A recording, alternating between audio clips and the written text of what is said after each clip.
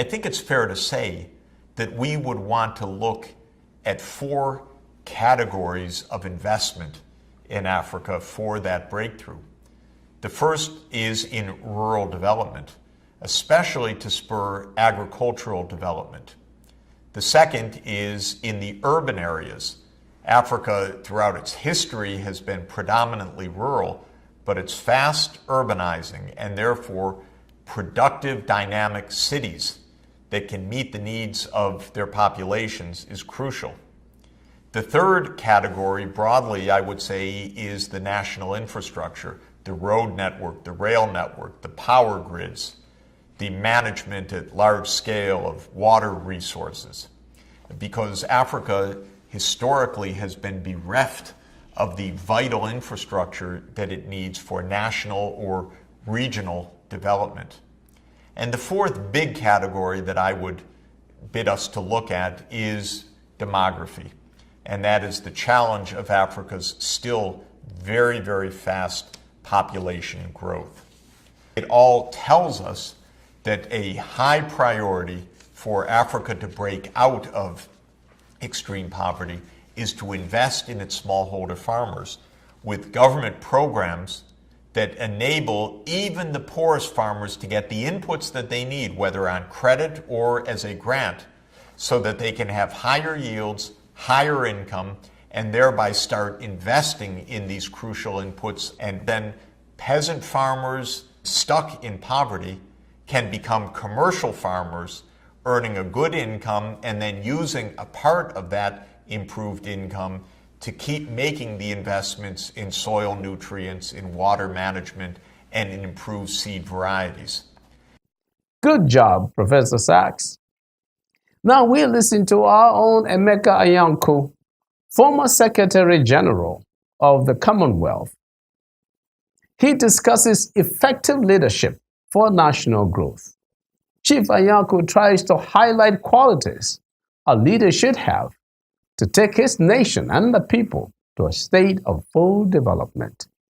Effective leadership for national growth and development must include on the part of the leader capacity for prudent management of resources, capacity for effective communication, capacity for power sharing or delegation, capacity to motivate both lieutenants and followership, capacity for goal setting and periodic review and adjustment of the goals, capacity to engineer qualitative leadership or elite recruitment, and the capacity for ensuring human or people-centered policies.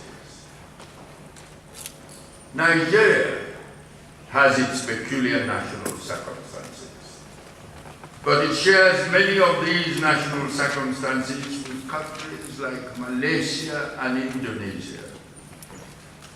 In the early 1960s, Nigeria and these Asian countries, including South Korea and Singapore, were at a similar stage of national development.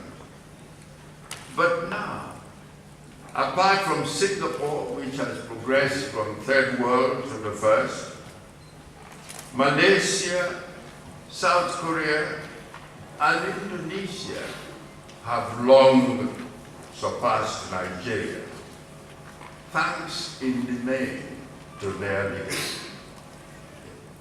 Nigeria's needs in terms of leadership and good governance must include on the part of the leader, who at present happens to be President Buhari, the ability to prudently harness or apply the nation's human and material resources, deliver on national security, combat corruption, ensure thorough and far-reaching infrastructural transformation through the provision of power, education, health, and transportation, and effectively deal with the challenge of revamping our national economy through its diversification. Richard Dowden is the director, Royal African Society. As he puts it, development in Africa has become so difficult. He argues that some of the core problems of underdevelopment can be traced to an overlay of new states on old societies. He believes that the perception of politics by the people in Africa is also affecting growth in Africa.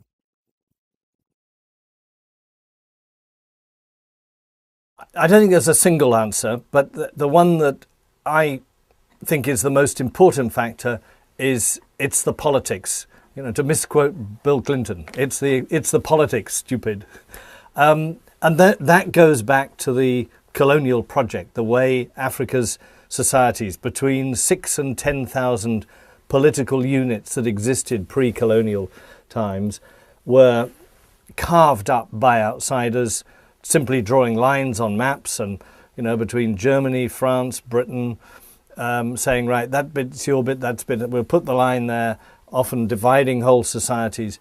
And these states have got, Nigeria, for example, 400 languages, 400 separate languages and counting. I mean, that's what we're talking about.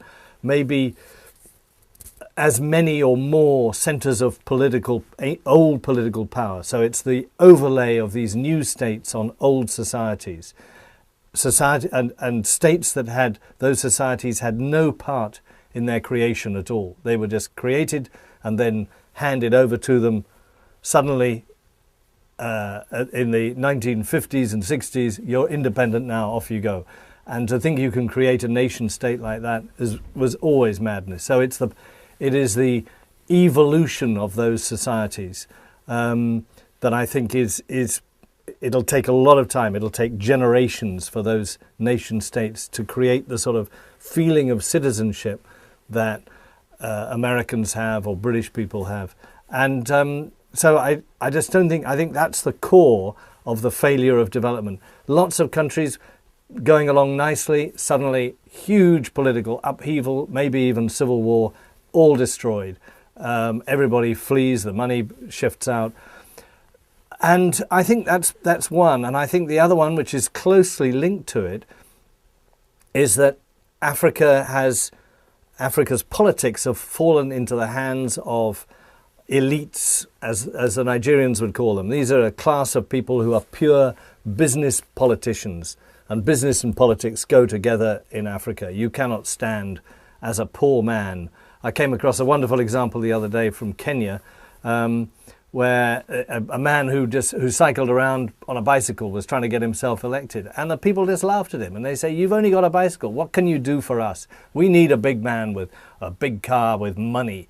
That's the politician we need to. So there's this mentality, which I think has allowed a very small group of people to take over those countries politically, but also economically. And that's why you have something like, I think the World Bank says between 60 and 70% of Africa's capital shifted out of the continent. It's in banks in Europe and Asia and maybe America as well.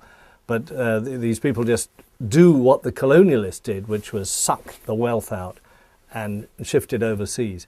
And until that changes, that is, until there's a new generation or even a revolution that actually takes power back to African people, I think those problems, that lack of development, will continue. Maybe that's why there's so much poverty in Africa.